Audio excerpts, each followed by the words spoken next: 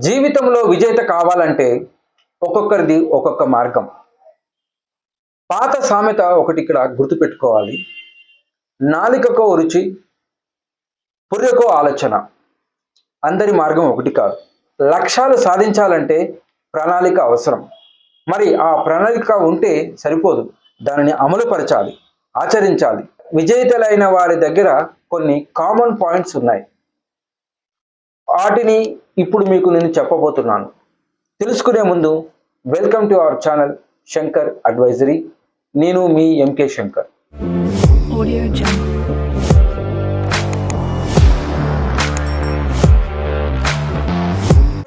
ప్రణాళిక. మనం అనుకున్నట్లుగా ప్రణాళిక అమలు చాలా ఇంపార్టెంట్. జీవితంలో ఏం సాధించాలనుకున్నా ప్రణాళిక అవసరం. అది స్పష్టంగా ఉండాలి. ఫర్ ఎగ్జాంపుల్, మీరు 100 కోట్లు సంపాదించాలి అనుకుంటే పాసిబుల్. కాకపోతే ఆ యొక్క ప్లాన్ స్పెసిఫిక్గా, మెజరబుల్గా, తర్వాత అచీవబుల్గా, రియలిస్టిక్గా ఉండాలి. ఒక టైం ఫ్రేమ్లో అది ఉండాలి. రెండవది విశ్రాంతి. లక్ష్యాలు సాధించే దిశలో ఉక్కిరి బిక్కిరి కారాదు. నీ లక్ష్యం 100 కోట్లు అయితే short term goals, long term goals, middle term goals, ఇలా నీ లక్ష్యాన్ని విభజిస్తే నీవు త్వరగా నీ యొక్క ఆశయాన్ని సాధించగలవు. ఇలా చేయడం వల్ల ఒత్తిడి తగ్గి ఉత్సాహంతో, ఆసక్తితో మరింతగా పనిచేస్తారు. మూడవది పని చేయాలి. లక్ష్యాలు, ప్రణాళిక, ఆశయాలు ఉన్న దానిపై నువ్వు పని చేయాలి. పని చేస్తేనే పైసలు వస్తాయి. పనే ప్రత్యక్ష దైవం. Work is worship. ప్రార్థించే పెదాల కన్నా పనిచేసే హస్తాలు మిన్న అంటారు మదర్ తెరేసా. నాలుగవది వ్యక్తిగత శ్రద్ధ. మనిషి ఉన్న స్థాయి నుండి ఉన్నత స్థాయికి ఎదగాలంటే అతనికి వ్యక్తిగత శ్రద్ధ చాలా అవసరం. మాట్లాడే విధానంలో తేడా, తను ఎప్పుడు పాజిటివ్ థింకింగ్గా మాట్లాడాలి. నేర్చుకునే పద్ధతిలో తేడా, ఆల్వేస్ లర్నింగ్ ఉండాలి.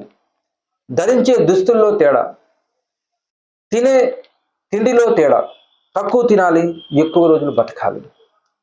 సమయపాలన, టైం మేనేజ్మెంట్ తను తప్పకుండా చేయాలి.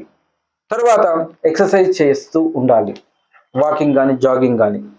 ఇలా తను కొత్త విషయాలు నేర్చుకోవడంలో ఆసక్తి ఉండాలి.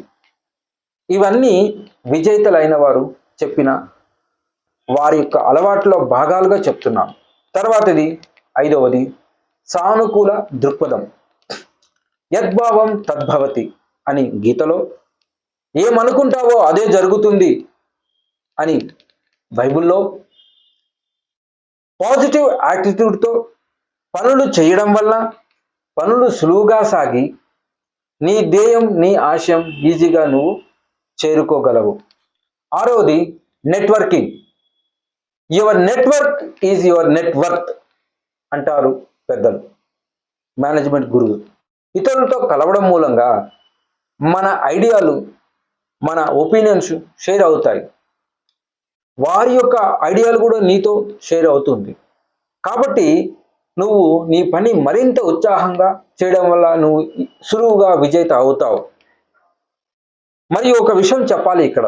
ద గ్రేట్ డిప్రెషన్స్, 2008 క్రైసిస్, ఇలాంటివి ఎన్నో వచ్చాయి. అయినా భారతదేశం తట్టుకోగలిగింది. అంటే దీనికి కారణము రెండు. ఒకటి పాపులేషన్, రెండోది సేవింగ్స్. ఇది ఉండడం వలన భారతదేశం తట్టుకోగలిగింది.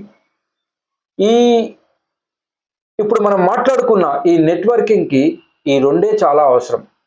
ఎవరి దగ్గరైతే మనుషులు ఉంటారో, ఎవరి దగ్గరైతే సేవింగ్ చేసే మనుషులు ఉంటారో వారికి జీవితం ఈ రోజు గురించి కానీ, రేపటి గురించి కానీ ఆలోచించవలసిన అవసరమే లేదు.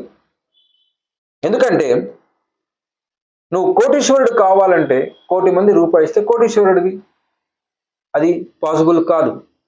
కానీ 10,000 మంది 1,000 రూపాయలు ఇస్తే కోటీశ్వరుడు అయ్యే ఛాన్సెస్ ఉంది.